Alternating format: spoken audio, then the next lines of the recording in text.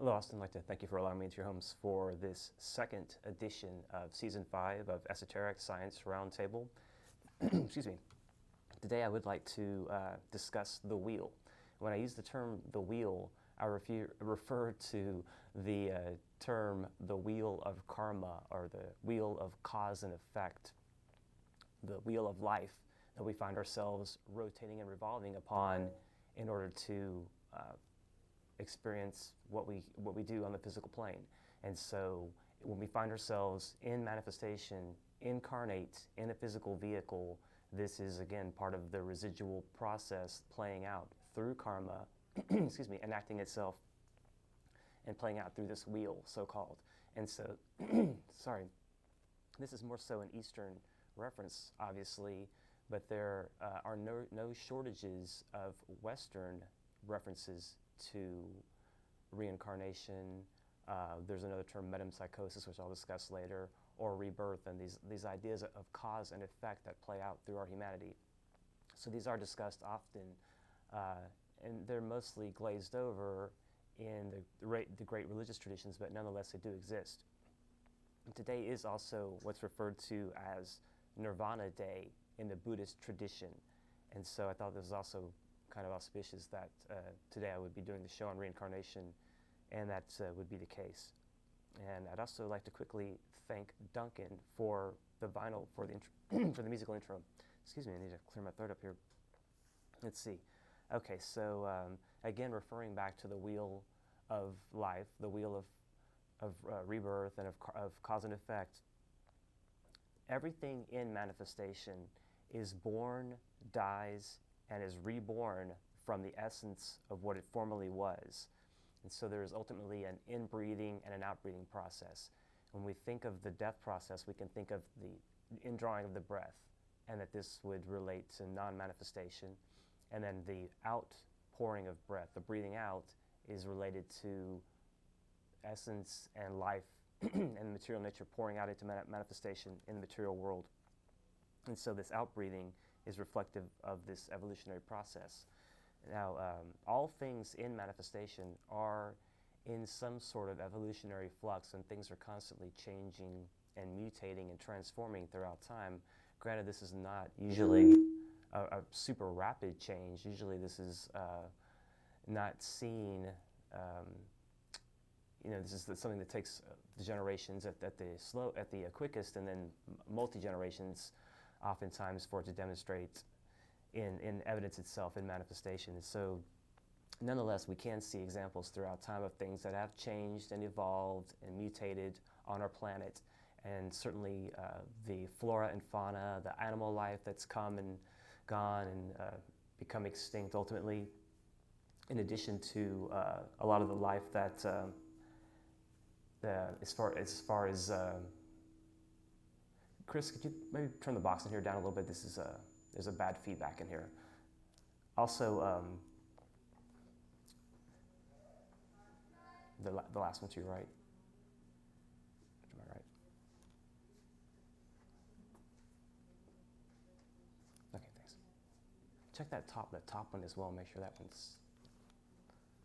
Okay, sorry about the distraction. Okay, so again, everything in manifestation again is demonstrating this evolutionary process. Even land masses rise and subside, and certainly those that are familiar with the legends of Atlantis and Lemuria can consider this in that context as well. And we can see even in our day and age that there is change taking place on the planet. Some would point to the climate change and things of that nature, but there are large, excuse me,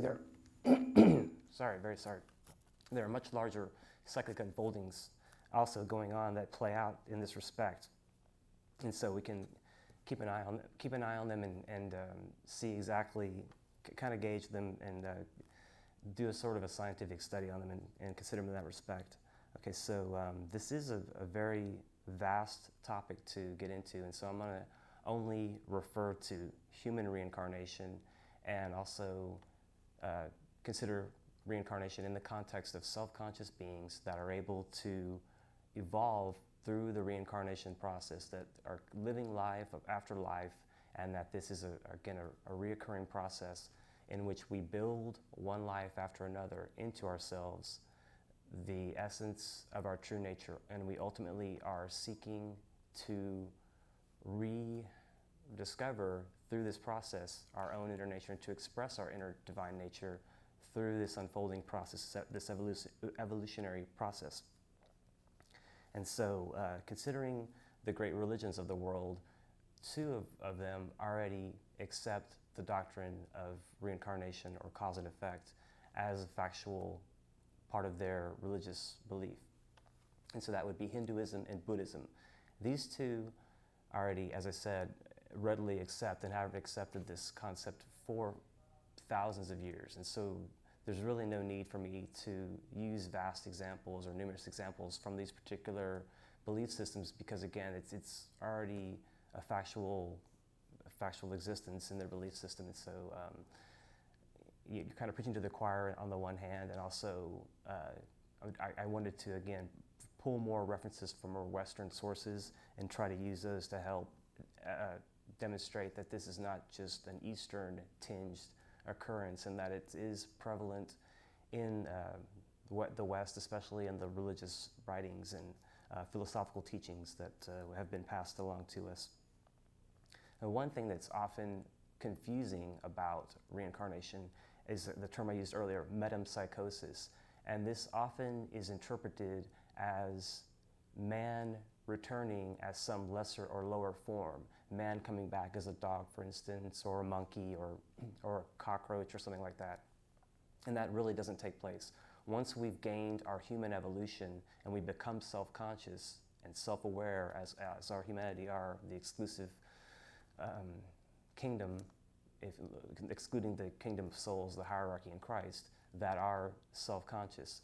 The exclusion, or the main distinction, I should say, rather, between those two groups is that Christ and the hierarchy, or the church invisible, have passed the point of needing to use this evolutionary process in the sense of karma and reincarnation. They no longer have to go out, as it's called, and they have transcended all earthly plane desire. They merely work from the plane of abstraction, from the plane of pure reason, from the plane of mind, through all-inclusive love. And so that by virtue of their high achievement, there's excuse me, there's also another term in the Bible, the just men made perfect.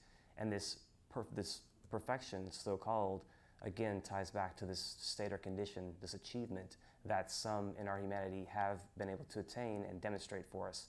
And this teaching has been passed along through the esoteric sciences from the time of our self-conscious existence on this planet. And this is the process underlying our evolutionary process, or an evolutionary unfolding, that has been given to us and handed to us from culture to culture, civilization to civilization, that has latent within it the seeds for the science of understanding cause and effect, so that we can free ourselves from this wheel of cause and effect. As we begin to make progress on this wheel, there comes a certain point in the life of an individual aspiring towards divinity when they change the direction of the wheel, so-called, and the regular astrological implications and things of that nature no longer apply.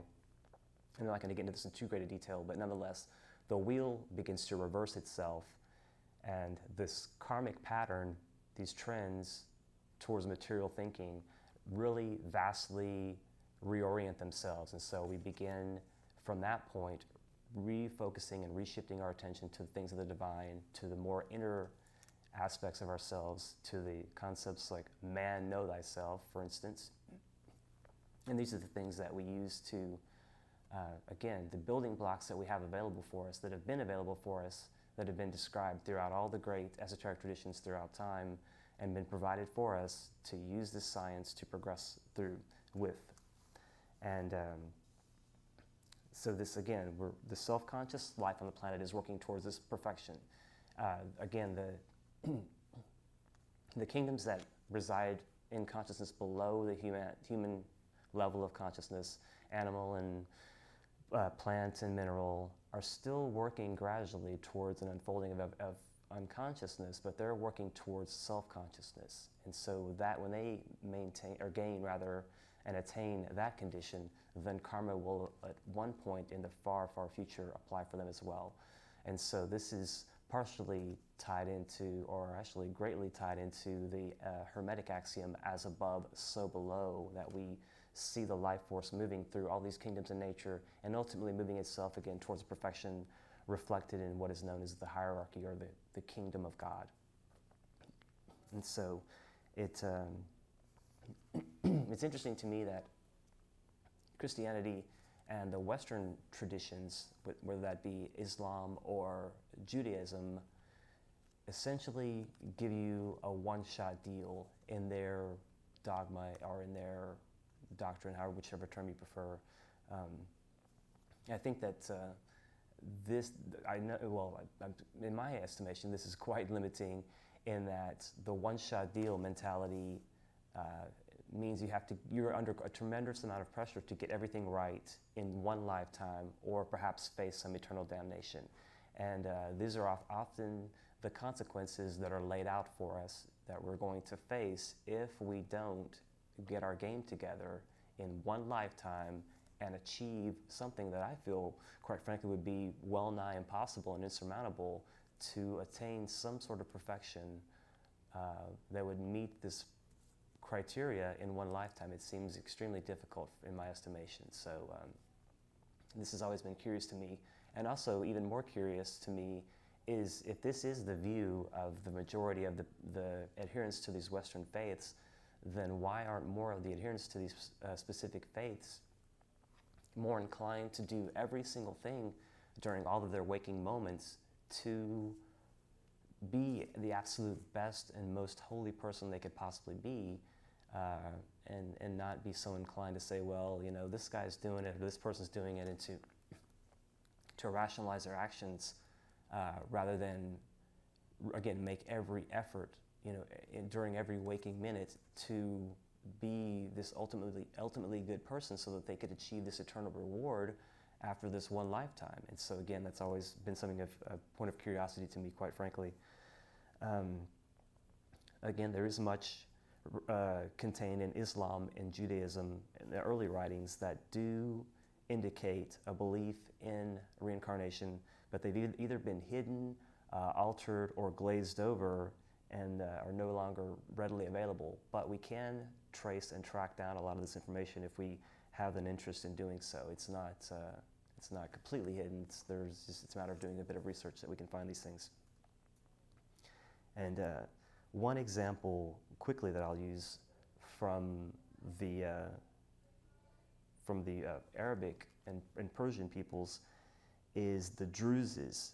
Actually, they resided in Lebanon, and they're also called Hamzaites, and they had a definite belief in reincarnation, and that's just one example. And I'm not really going to go into specific traditions necessarily, but I will give some anecdotal examples later from different people's experiences with rebirth and reincarnation. And I will borrow a few passages from the Christian Bible ultimately here before it's all said and done as well, to tie that in. And that's, I guess I'll go ahead and start with considering some of those writings from the Bible specifically that refer to reincarnation. And that's another thing that's always proved a bit of a curiosity to me as well, is that the Christian people that adhere to the Christian Bible oftentimes want to take the Bible as a completely literal document, and that it should be interpreted word for word as a story that actually took place as is narrated and described within the different chapters in the Bible. But then oftentimes if you bring up certain passages, then it suddenly becomes a symbolic document and to be interpreted symbolically as a symbolic story. And so it seems like there's a bit of wanting to have the cake and eat it too, as far as the interpretation standpoint from some of these Bible verses. And so there are some quite interesting ones. I'm going to use one to start with from some of the apocryphal text, and those are the texts that didn't make the official cut of the Bible that most are familiar with. The interesting thing is, one of the more interesting things is that the apocryphal texts, so-called, are not included in the mainstream with the other books.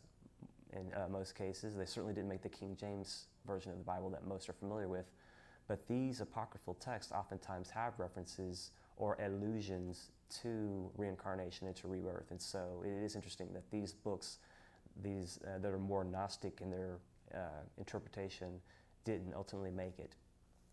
And so, again, another reason why references wouldn't be readily available to people to refer back to from these earlier writings that do include different aspects of this teaching. And so one thing that I always noticed as well is that between the Catholic Bible, which is the other Bible that a huge bulk of the Christian occupants of the planet are going to refer back to as well, has quite a few more books than does the King James Bible. And so I can't imagine why you wouldn't want to just get a bit more, get more bang for your buck and go ahead and look at the Catholic Bible and its extra books, because you're getting, you're supersizing basically your meal by getting the Catholic Bible. You're getting a lot more to delve into and to consider. And again, from that time, from these early Christian writers. And so I think it is useful to factor in some of these, again, these apocryphal writings. And the one that I wanted to first borrow from is a writing from the Wisdom of Solomon. And this, from the Wisdom of Solomon, this is book 8, verses 19 through 20. And it says, "And I was a witty child, and had received a good soul. And whereas I was more good, I came to a body undefiled." And so this obviously is talking about a soul coming into an undefiled body, and essentially alluding to the idea that one being good is going to give oneself an opportunity for an undefiled body in which to inhabit, in which to reincarnate. And again, that can be open to interpretation, but it seems to refer, in my humble estimation, to reincarnation. There are also some great examples, if you want to consider, from the New Testament as well. You don't really find a whole lot in the Old Testament necessarily, but the New Testament has a few choice verses. I'd also like to mention that there were a lot of sects, S-E-C-T-S, that did believe in reincarnation, early groups that were considered Christian, and some of those would be the Nazarenes, which became the Mendaeans, the Essenes, the Ophites, and other Gnostic groups. There were Neoplatonic groups, the Ebionites, the Therapeutae. These are all different examples of different groups. And oftentimes, early Christians were all in a lump sum referred to as Nazarenes. So there's that to consider as well. But nonetheless, these early Christian groups did maintain and they kept alive the idea that reincarnation was actual and factual. And so keeping that in mind, it was prominent in this area where Jesus, through Christ, did this work allegedly over 2,000 years ago. And so, again, it is interesting that this particular area of the country would be rife with these different teachings based on, again, rebirth, reincarnation. Okay, getting into the Bible itself, and I'll borrow a few quick quotes off of this. It'll be pretty painless here.